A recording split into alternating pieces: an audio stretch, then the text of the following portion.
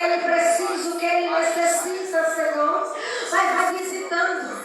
Derraçando o Senhor fala assim, filhos, derraçando, não temas, porque estou eu contigo. Estou eu fazendo por ti. Tem momentos derraçando que dá um desânimo. Tem momentos que você fala assim, ai Senhor, agora o que é que eu vou fazer? O Senhor está falando assim, filho, não temas, porque vou eu ainda te levar ao lugar longe. Filho, tem pessoas falando, mas tem eu calado também. Tem momento que você está na cova do leão, mas estou eu tirando, estou eu te abençoando. E o Senhor também fala assim, estou eu hoje visitando o teu lar. Eu não sei o que você necessita, mas o Senhor fala assim, filho, estou eu visitando lá dentro hoje do teu lar, ó. Meu Deus, Senhor, abençoe o teu servo. Pai, que ele venha receber a bênção do alto da cabeça, as plantas dos pés, em nome do Pai, do Filho, do Espírito Santo de Deus, amém? Nós vamos voltar ao nosso Deus.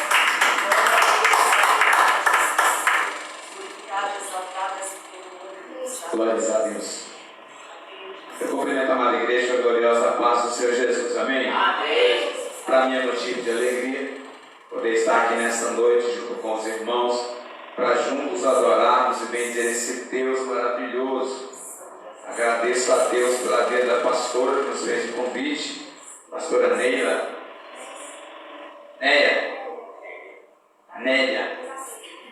Amém.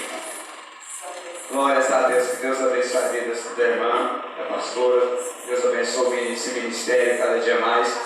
Já tem algum tempo que eu acompanho esse ministério pelas redes sociais. Eu tenho visto Deus operar sobre esse lugar, sobre essas vidas.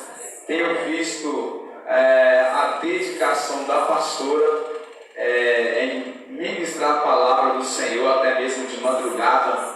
Então eu acompanho e sei que Deus é fiel. Agradeço a Deus pela vida da minha esposa, que por mais uma vez hoje me acompanha, para juntos levarmos a palavra do Senhor. Assim como foi feito o convite e foi trazido, hoje é um culto de cura e libertação. E eu tenho um texto que eu gosto muito de ler, que traz um pouco da minha história. E eu quero compartilhar com os irmãos aqui nesta noite. No Evangelho segundo nos escreveu Marcos, no capítulo 5, glórias a Deus. É um texto bastante conhecido, mas é um texto ao qual eu me identifico muito. É um texto ao qual todas as vezes que fala de cura e libertação, me vem à memória esse texto, onde eu acredito que Deus sempre me lembrando da onde Ele me tirou para que eu pudesse fazer conforme Ele quer que Ele faça. Que Ele queira para que outras vidas possam ser alcançadas, porque infelizmente ainda existem pessoas aprofundadas no mal e muitas famílias não acreditam, devido ao tamanho da luta, não acreditam em libertação. Mas esse texto e um pouco da minha história nos faz saber que Deus Ele é fiel. E Ele ainda faz as nossas vidas, nas nossas famílias. Os irmãos encontraram? Evangelho que nos escreveu Marcos, capítulo 5, o versículo é o 20, que vem dizendo assim: e ele foi e começou a anunciar a Decápolis. Com grandes coisas Jesus lhes fizera. Com grandes coisas Jesus lhes fizera. E todos os maravilhavam. Só esse pedaço. Peço que os irmãos fechem seus olhos. Vamos fazer mais um período de oração. Não desfazendo as orações que já foram feitas, mas assim como o meu pastor me ensina, que quanto mais oração, mais poder. Eu quero fazer a minha oração com os irmãos aqui nessa noite. Maravilhoso Deus e eterno Pai, diante da sua grandeza, diante da sua bondade e fidelidade, neste momento, Deus, adentramos nós por mais uma vez em oração, Primeiramente, quero eu agradecer ao Senhor por essa responsabilidade de ser o ministrante da Sua palavra, Senhor Deus, meu Pai, neste lugar. Deus, te agradeço, meu Pai, pela vida da pastora, pela vida de cada membro, cada irmão que aqui se faz presente. Pai, que nós possamos, meu Pai, assim como o Senhor abriu os olhos, meu Pai, do servo de Eliseu, Deus, ó Pai, para que ele pudesse ver a milícia dos anjos, ó Pai, no ambiente em que ele estava no momento daquela guerra. Que o Senhor possa abrir os nossos olhos espirituais, para que nós possamos enxergar a quantidade de anjos, meu Pai, que já se faz presente neste lugar, Senhor Deus, ó Pai, trabalhando com o Senhor Deus, ó Pai, ao nosso favor, para nos fortalecer, para nos ajudar, para nos agraciar com as nossas bênçãos, Senhor Deus, ó Pai, nos capacitar no meio das universidades, em nome do Senhor Jesus, Deus, que seja dito conforme o Senhor quer que seja dito aqui neste lugar, que a sua igreja possa entender conforme o Senhor quer que ela entenda, Senhor, Pai, e termine essa oração dizendo, meu Pai, como eu gosto sempre de dizer, a minha vida neste lugar não me coloca como melhor do que ninguém, mas nos coloca como reconhecedores da sua grandeza, nos coloca como reconhecedores, meu Pai, da nossa dependência do Senhor, da nossa necessidade do Senhor, meu Pai, por isso eu peço, toma o controle, meu Pai, das nossas vidas por mais uma vez, e que nós possamos firmar no Senhor, não só hoje, mas para todos sempre. Amém, Jesus. Se não precisar, pode ficar à vontade. Glórias a Deus. O texto a qual nós acabamos de ler, ele nos trazendo a história de um homem, a qual a Bíblia o chama de o endemoniado de Gadara.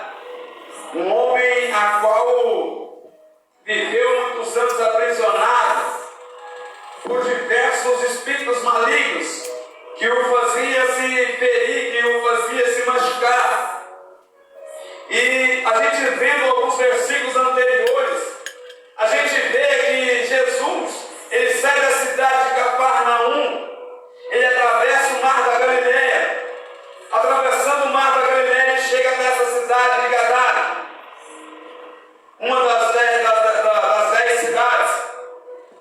E quando ele vai atravessar, Jesus, quando ele vai atravessar esse mar da Galileia, a Bíblia nos mostra que aquele mar começa a sobreviver uma tempestade, começa a vir um certo vento, um vento ao qual não era normal, um vento ao qual, aos olhos espirituais, entendemos que era um maligno tentando impedir Jesus de chegar daquela cidade, porque Satanás, o demônio, o diabo, ele já sabia que Jesus estava indo, ele não era em vão, não era à toa, mas sim para que ele pudesse libertar uma qual muitos discípulos não tinham mais solução. E quando isso acontece, ele vai atravessando esse mar, os seus discípulos, pessoas ali a qual já tinham uma certa experiência com o mar, que já tinham uma certa experiência com tempestades, eles se desesperam, eles se angustiam, se enchem de angústia nos seus corações, e eles percebem que Jesus estava dormindo. Pelo lado físico dele, ele repousa, ou seja, ele estava dormindo fisicamente, mas espiritualmente ele estava acordado.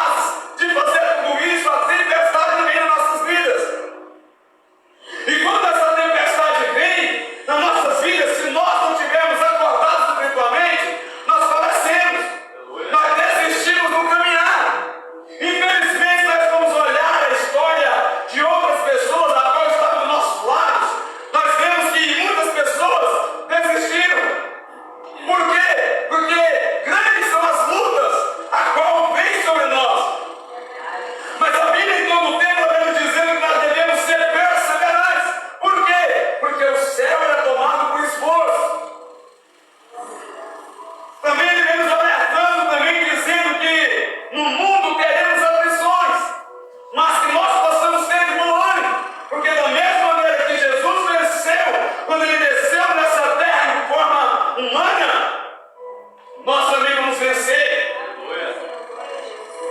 E entrando na mensagem, nós vemos que Jesus, ele sai de Cafarnaum, ele atravessa esse mar, essa tempestade, ele acalma essa tempestade, acalmando essa tempestade, ele chega até Decápolis, até a cidade de Gadara.